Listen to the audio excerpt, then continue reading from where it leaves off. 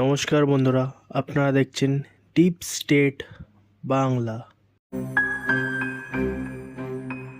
জেলে শর্মিষ্ঠা পলোনি, এক পক্ষ ন্যায় বিচারের শিকার সে। রিয়েল ক্রাইম নাকি ইলেকশন শো, আসুন বিস্তারিতভাবে দেখি। সোশ্যাল মিডিয়ায় এখন বেশিরভাগই ট্রেন্ড চলছে এই শর্মিষ্ঠা পলোনির ব্যাপারে। সে কি করেছে শুরুর থেকে যদি দেখা যায়, যখন ভারত আর পাকিস্তানের মধ্যে যুদ্ধ চলছিল, তখন পাকিস্তানের কিছু নিউজ রিপোর্টাররা ভারতের ব্যাপারে প্রোপাগান্ডা চালাচ্ছিল। তারই জবাব দেয় এই শর্মিষ্ঠা পলোনি। সে একটি ভিডিওর মধ্যে ভারতের সব সেলিব্রিটিরা আছে তাদেরকে পয়েন্ট করে কথা বলে এবং পাকিস্তানেরও ব্যাপারে কিছু কথা বলে। তার মধ্যে সে একটি বিশেষ ধর্মের ব্যাপারে কিছু উল্টোপাল্টা কথা বলে।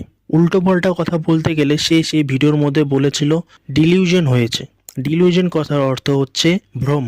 এই ভ্রম কথাটার জন্য তার উপরে এফআইআর করে ওয়াজাহাত খান নামে একজন লোক। এই এফআইআর জন্য শর্মিষ্ঠা পলোনিকে ওয়েস্ট বেঙ্গল পুলিশ এখানটার থেকে 1500 কিলোমিটার দূরে গিয়ে গুরুগ্রাম থেকে তাকে অ্যারেস্ট করে নিয়ে আসে। তার একটি ছোট্ট কথার জন্য সে সেই কথার জন্য সবার কাছে ক্ষমাও চেয়েছে এবং তার সব ভিডিওগুলি সে ডিলিটও করে দিয়েছে। যতগুলি সোশ্যাল মিডিয়া ছিল তার কাছে, তার সবগুলির মধ্যে সেই সব ভিডিওগুলি ডিলিট করেছে সে এবং বিশেষ ধর্মর কাছে ক্ষমাও চেয়েছে। কিন্তু তাও বেঙ্গল পুলিশ তাকে গুরুগ্রাম থেকে পশ্চিমবাংলায় নিয়ে আসে অ্যারেস্ট করে। এবার কি কি ধারা লাগানো হয়েছে তার উপরে সেটা যদি দেখা যায়, তাহলে ধারা 1961, যার মানে হচ্ছে ধর্ম, বর্ণ, জন্মস্থান, বাসস্থান, ভাষা, বর্ণ বা সম্প্রদায়ের ভিত্তিতে বিভিন্ন গোষ্ঠীর মধ্যে শত্রু বৃদ্ধি করা। ধারা 299, যে কোনো শ্রেণীর নাগরিকের ধর্মীয় অনুভূতি আঘাত করার উদ্দেশ্যে ইচ্ছাকৃতভাবে এবং বিদ্বেষপূর্ণ কাজ করা। ধারা 352, শান্তি ভঙ্গের উদ্দেশ্যে ইচ্ছাকৃতভাবে অপমান করা। ধারা 3531, জনসাধারণের মধ্যে দুষ্টুমি, উস্কে দেওয়ার বক্তব্য এর অধীনে অ্যারেস্ট করা হয় এই শর্মিষ্ঠা পলোনিকে।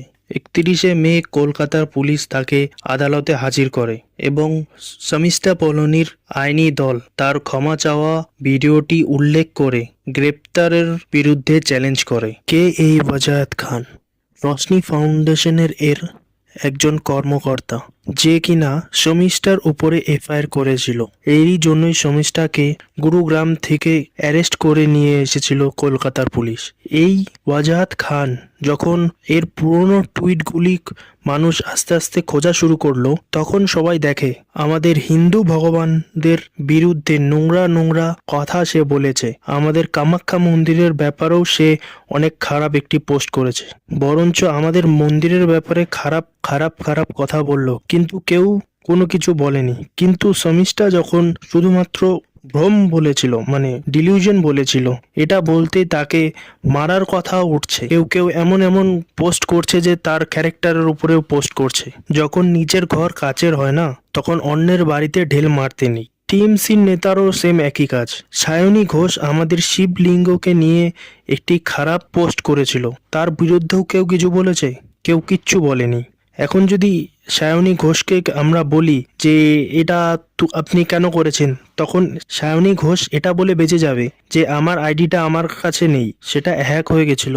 আর তাই সেখানটার থেকে অটোমেটিকলি হ্যাকার্সরা এই খারাপ পোস্টই করেছে, বাস এটা বলেই সে বেঁচে যাবে।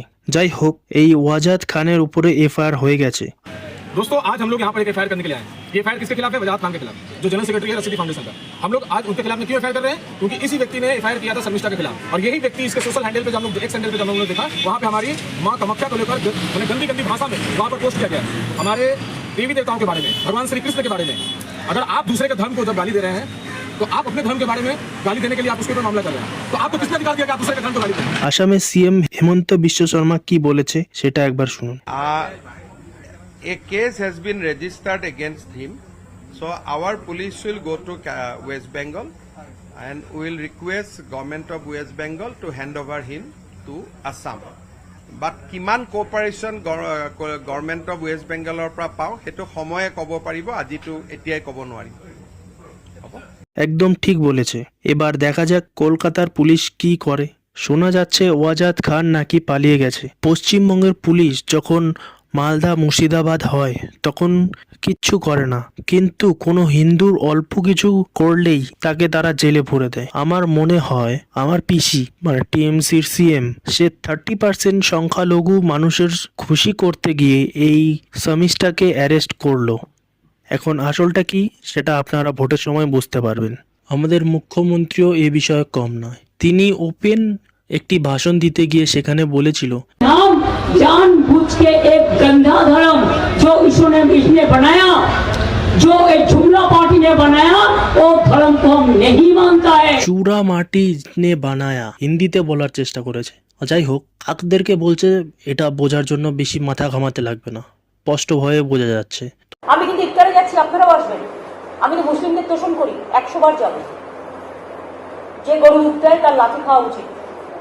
তো আশা করছি আপনারা হয়তো বুঝতে পারছেন। বাংলাদেশিরাও কম বাড়ছে না পশ্চিমবাংলায়। দেখা যাক, 30 দিনের মধ্যে তো হাইকোর্টের অর্ডার আছে বের করে দেওয়ার। এখন পশ্চিমবাংলায় কি হয় এটা আমি নেক্সট ভিডিওতে এর ব্যাপারে আলোচনা করব। ঠিক আছে, তাহলে বন্ধুরা আজকের জন্য ভিডিওটা এতটুকুই। আশা করছি আপনাদের ভালো লেগেছে। যাওয়ার আগে লাইক অ্যান্ড সাবস্ক্রাইব করে দেবেন। আর হ্যাঁ, কিছু কোশ্চেন ছিল আপনাদের জন্য। ভারতের সবার প্রথম নিউক্লিয়ার টেস্টটি কবে হয়েছিল সেই বছরটি তোমাদেরকে বলতে লাগবে। 1 1971, 2 1968, 3 1974, 4 1979। এই চারটার মধ্যে যেটা সঠিক অ্যান্সার হবে সেটা তোমরা কমেন্টে জানিয়ে দাও। আমি তাকে মেসেজ করে জানিয়ে দেব যাতে সামনের মানুষগুলো বুঝতে পারে কবে হয়েছিল। ঠিক আছে, তাহলে গুড বাই।